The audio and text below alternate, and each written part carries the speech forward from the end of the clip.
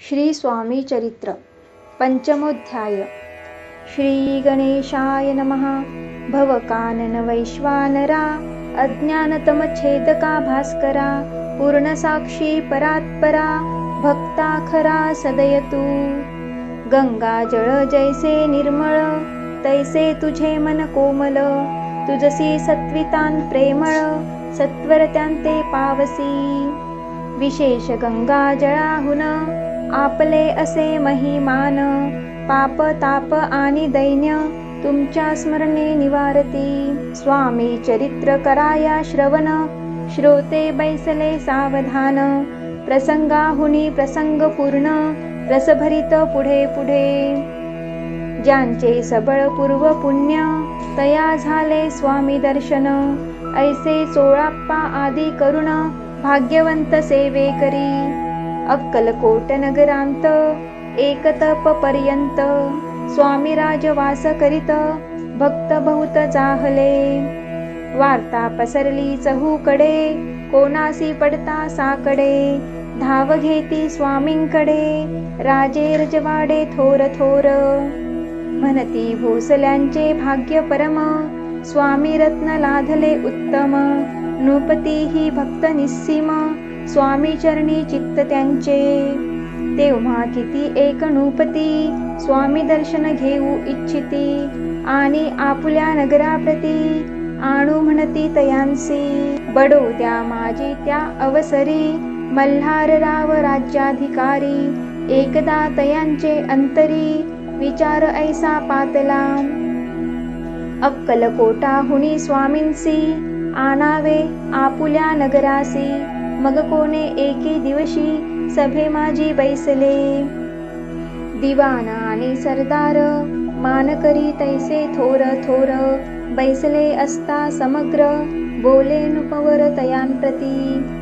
कोणी जाऊनी अक्कलकोटासी येथे आणिल स्वामींसी तरी आम्ही तयासी इनाम देऊ बहुत। त्याचा राखू सन्मान लागेल तितुके देऊ धन ही वटपुरी वैकुंठ भुवन वसता स्वामी होईल। कार्य जाणुनी कठीण कोणी न बोलती वचन कोणा एका लागून गोष्ट मान्य करवेना। तेव्हा तात्या साहेब सरदार होता योग्य आणि चतुर तो बोलता झाला उत्तर नुपा लागी परियेसा। आपुली जरी इच्छा ऐसी स्वामी ते आणावे वटपुरीसी तरी मी आणीन तयांसी निश्चय मानसी असो द्या। ऐसे ऐकोणी उत्तर संतोषला तो नृपवर तैसी सभा ही समग्र आनंदित जाहली।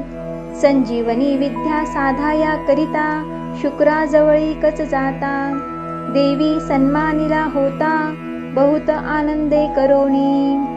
नृपती सह सकळ जने त्यापरी तात्यासी सन्माने गौरवोनी मधुर वचने यशस्वी हो म्हणती तया।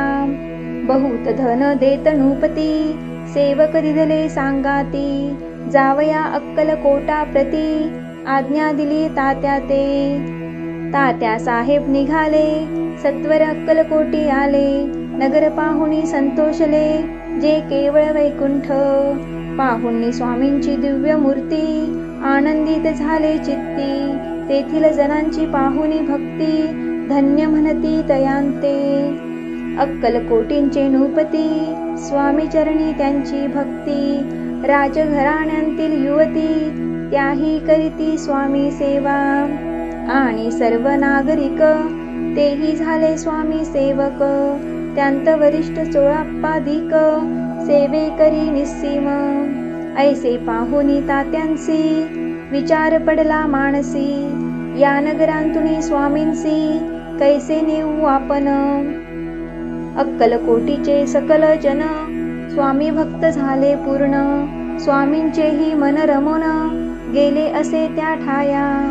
प्रयत्नांती परमेश्वर प्रयत्ने कार्य होय सत्वर लढवोनी युक्ती थोर कार्य आपण साधावे। असा मनी विचार करोनी कार्य आरंभिले तात्यांनी संतुष्ट रहावे सेवक जनी ऐसे सदा करीताती।